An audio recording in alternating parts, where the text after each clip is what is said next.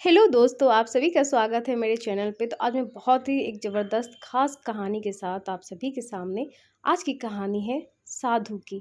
3 साधु की अद्भुत और शिक्षाप्रद कहानी। आज के समय किसी भी इंसान से पूछा जाए कि सबसे बड़ी ज़रूरत क्या है, तो हर किसी का यही जवाब होगा कि उसे या खूब सारे धन की भूख होगी या फिर उसे जल्दी ही सफलता पाना चाहता है। लेकिन कोई भी इनसे परे प्रेम और आनंद की प्राप्ति की कामना नहीं करता है। तो चलिए आज इसी सोच पर आधारित 3 साधु की कहानी बताने जा रहे हैं, जो कि हमें जीवन की वास्तविकता सच्चाई को बताता है। एक बार की बात है, एक औरत अपने घर से निकली। उसने घर के सामने सफ़ेद लंबी दाढ़ी में 3 साधु महात्माओं को बैठे देखा। वह उन्हें पहचान नहीं पाई। उसने कहा, मैं आप लोगों को नहीं पहचानती, बताइए क्या काम है? हमें भोजन करना है।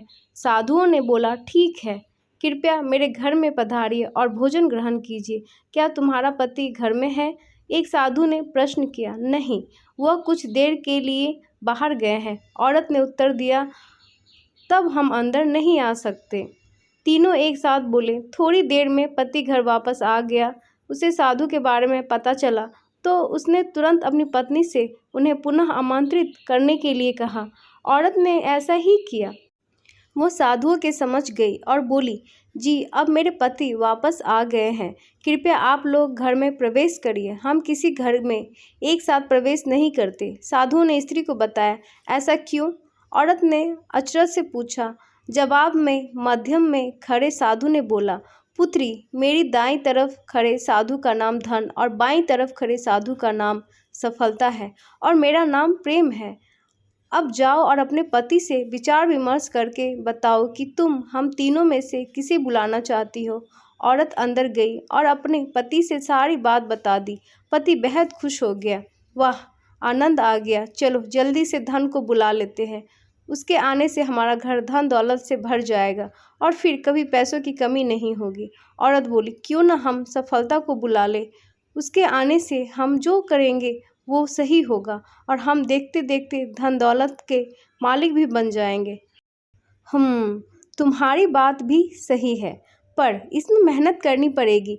मुझे तो लगता है कि धन को ही बुला लेते हैं। पति बोला। थोड़ी देर उनकी बहस चलती रही, पर वो किसी निश्चय पर नहीं पहुंच पाए और अंततः निश्चय किया कि वो साधुओं से ये कहेंगे कि धन और सफलता में जो आना चाहे आ जाए। औरत झट से बाहर गई और उसने यह आग्रह साधुओं के सामने दोहरा दिया। उसकी बात सुनकर साधुओं ने एक दूसरे की तरफ देखा और बिना कुछ कहे घर से दूर जाने लगे। अरे, आप लोग इस तरह वापस क्यों जा रहे हैं? औरत ने उन्हें रोकते हुए पूछा। पुत्री, दरअसल हम तीनों साधु इसी तरह द्वार द्वार जाते हैं और हर घर में प्रवेश करने का प्रयास करते हैं। जो व्यक्ति लालच में आकर धन या सफलता को बुलाता है, हम वहाँ से लौट आते हैं, और जो अपने घर में प्रेम का वास चाहता है, उसके यहाँ बारी बारी से हम दोनों भी प्रवेश कर जाते हैं। इसीलिए इतना याद रखना कि जहाँ प्रेम है वहाँ धन और सफलता की कमी नहीं होती। ऐसा कहते हुए धन और सफलता नामक साधुओं ने अपनी बात पूर्ण की। इस कहानी से हमें यही शिक्षा मिलती है कि यदि इंसान लालची ना होकर निस्वार्थ भाव से दूसरे के हित और आनंद की कामना करता है, तो निश्चित ही उसे जीवन की वास्तविक सुख की प्राप्ति होती है। सच्चा सुख आनंद में ही मिलता है। वह कहते हैं ना, आनंद का सुख तो उस झोपड़ी में मिल जाता है जहाँ लोग एक दूसरे के साथ प्रेम के साथ निवास करते हैं, और ऐसा सुख तो बड़े बड़े महलों के समान बंगलों में भी नहीं मिल पाता है, क्योंकि वहाँ घर तो बड़ा हो जाता है लेकिन दिल छोटा होता है, जिस कारण से वहाँ प्रेम और आनंद का निवास नहीं होता है। तो आप सभी को ये कहानी बड़ा बनने के लिए 3 साधु की कहानी कैसा लगा, कमेंट बॉक्स में ज़रूर बताएं और इस कहानी को लोगों के साथ शेयर भी ज़रूर करें।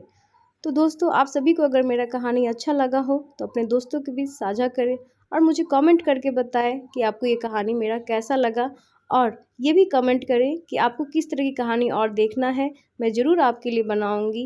And thank you for watching.